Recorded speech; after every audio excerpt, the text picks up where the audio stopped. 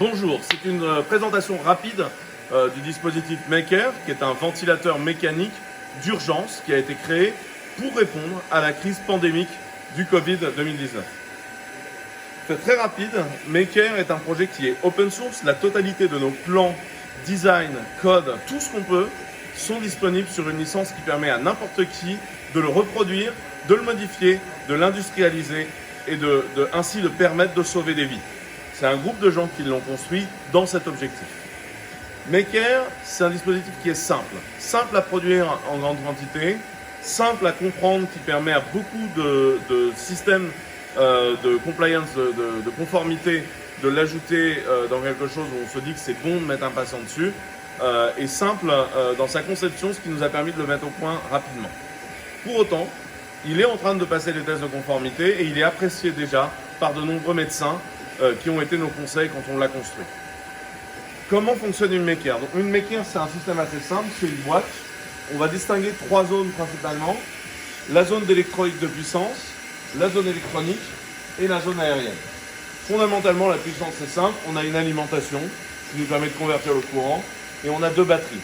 Les batteries, elles permettent à Maker d'être utilisées dans des transports ou dans des zones d'urgence où on n'a pas d'électricité. Et aujourd'hui, le Maker a été testé par des personnes indépendantes à 5 heures d'utilisation normale, ce qui permet donc de se donner un vrai système de capacité de gestion d'urgence. La partie pneumatique est en fait le cœur du système. Le cœur du système qui est intégralement soumis à la partie électronique dont je parlerai un peu plus tard. Fondamentalement, c'est assez simple. Vous avez ici une turbine. La turbine, elle va compresser l'air et fournir le volume d'air nécessaire au sein du système pneumatique afin de fournir au patient la ventilation dont il a besoin. Ici, vous avez des valves. Les valves, elles ont été construites maison. En fait, c'est un système d'une grande simplicité. La valve, c'est un système qui est commandé par un servomoteur, qui peut être n'importe quel servomoteur, c'est un système adaptable, sur lequel on peut mettre un servomoteur de modélisme, qui finira par mourir assez vite, ou un servomoteur industriel. Même un servomoteur de modélisme, selon nos premières estimations de bande test, peut tenir 3 à 4 semaines en utilisation constante. Et en fait, ce système va venir écraser un morceau de tuyau médical, ce qui permet de ne jamais mettre la valve dans le système d'air, mais venir écraser un système de tuyau, ce qui permet soit de couper complètement l'air, soit de mettre un petit peu d'air et d'avoir un réglage fin, ce qui nous permet d'avoir quelque chose de simple. Ce système-là, il a été construit de façon à ce qu'il puisse être imprimé en 3D, donc là c'est de la 3D SLS ici, mais il peut être également imprimé dans une 3D plus industrielle à ce niveau-là, et il peut être également cuisiné avec ce qu'on appelle du décolletage par exemple, et je vous montrerai des démos plus tard, ce qui permet une grande variété de moyens de production et donc une industrialisation facile et simple pour n'importe qui.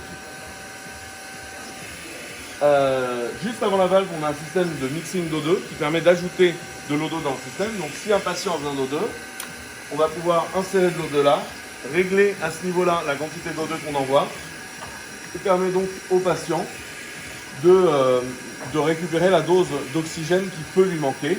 Donc ce système-là est fonctionnel soit avec de l'O2 inséré au sein d'un système d'hôpital, par exemple, directement sur la potion d'hôpital, ou alors sur des systèmes de bouteilles petites, comme ça, ou des grands systèmes avec des grosses ogivres d'O2, si l'on veut. Le système part ensuite dans le patient, il rentre du patient, et là on retrouve la même valve qu'à l'aller, ce qui permet donc d'avoir un système qui est simple à industrialiser, puisqu'on retrouve les mêmes composants, et ensuite on sort l'air du système et on va le filtrer afin de ne pas avoir de problème d'infection du personnel soignant pendant qu'il traite des malades. Le système électronique, en fait, fait toute la soumission du système. Donc le système électronique, c'est une carte. La carte, elle est simple en fait. Donc là, c'est une carte qui est une carte Maker. Tous ces plans sont open source, on peut vous fournir les plans du PCB, et c'est pas quelque chose de compliqué à réaliser. N'importe quelle entreprise d'électronique sera capable de réaliser cette carte. Et sur cette carte-là, on vient intégrer un système Nucléo qui en fait est le système F411 de chez ST Microélectronique. Le gros intérêt de ce système-là, c'est qu'il est très fiable et qu'ensuite c'est une production française, donc européenne. L'intérêt d'un système fiable comme celui-là, c'est au début on était parti sur de l'Arduino. Un Arduino, ça va avoir des variations et des dérives temporelles qui sont inacceptables dans le cas d'un traitement de patient et on va mettre la vie du patient en danger. Ce système-là, il va être simple à réaliser et en fait, on est en train de concevoir la petite sœur de cette carte-là, où le chipset qui est intégré dans la carte Nucléo sera directement intégré sur cette carte-là. Ça va réduire les coûts et permettre une industrialisation beaucoup plus forte. En fait, ce qu'on voit là, c'est que les boutons qui sont ici sont en fait les boutons qu'on va retrouver sur la UI de la Maker. UI rudimentaire, mais qui permet aux praticiens soit d'augmenter le volume inséré au sein du patient, ou alors d'augmenter la pression crête ou le plateau, ou gérer ainsi les volumes d'inspiration qui sont donnés. La pression expiratoire positive, qui est quelque chose de très important dans le cas du Covid, c'est qu'on ne vide jamais complètement les poumons, ce qui les empêche de se coller. Et donc ça nous permet de maintenir un flux d'air dans les poumons, ce qui nous permet de ne jamais avoir besoin d'envoyer trop de pression dans les poumons et d'essayer de s'assurer qu'on ne va pas générer de barotraumatisme en fait. Et ça, c'est le nombre d'inspirations par minute. Le Maker est capable de gérer de 12 à 35 cycles respiratoires par minute. Ce système-là est simple, il se nettoie bien. On est en train d'ajouter des améliorations, la mesure du volume entrant-sortant du Maker, la mesure des courbes bien plus performantes. On va mettre un système, une UI plus 2020 compliant en fait ici avec les courbes et les fonctionnements et des informations. On a également un système d'alerte qui est intégré dans le système puisque c'est quelque chose dont on a besoin. Par exemple, imaginons que le patient bloque complètement sa respiration. Là, on voit bien qu'on a une alerte qui va passer d'abord d'un niveau pas grave à un niveau beaucoup plus grave et donc nous dire le patient a un problème, il faut s'en occuper. Là, il est content, il va retourner à la normale. On a testé la totalité du système avec ce qu'on appelle un ASL 5000. Donc ça coûte une fortune.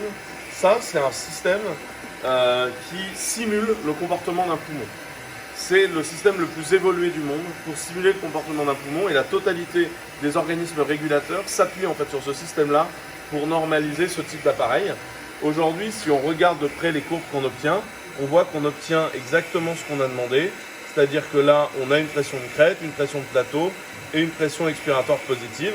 Et on voit que si je change ici, si j'augmente légèrement la PEP, on va faire augmenter la PEP et en un seul cycle, donc on va garantir une bonne PEP. Tout comme si je décide de descendre ma pression de plateau ou de descendre ma pression de crête, on va voir que la totalité des courbes se modifie immédiatement pour rentrer dans le système. Nous, on qualifie là-dessus. Vous pouvez très bien imaginer utiliser des devices beaucoup plus rudimentaires pour qualifier, comme ce système-là. La totalité de notre production contient une trentaine de minutes de tests, ce qui fait que chaque appareil qui sort de nos usines sont qualifiés pour une production et une utilisation directement sur des patients. Encore une fois, la totalité de ce qu'on a créé sur Maker est open source et disponible. Vous pouvez nous envoyer des mails si jamais il vous manque des informations. On est disponible pour garantir au plus possible la capacité à faire survivre des gens et à sauver des vies dans ce projet-là. Ce n'est pas un projet lucratif, c'est un projet qu'on a construit pour le bien de l'humanité. Merci à tous.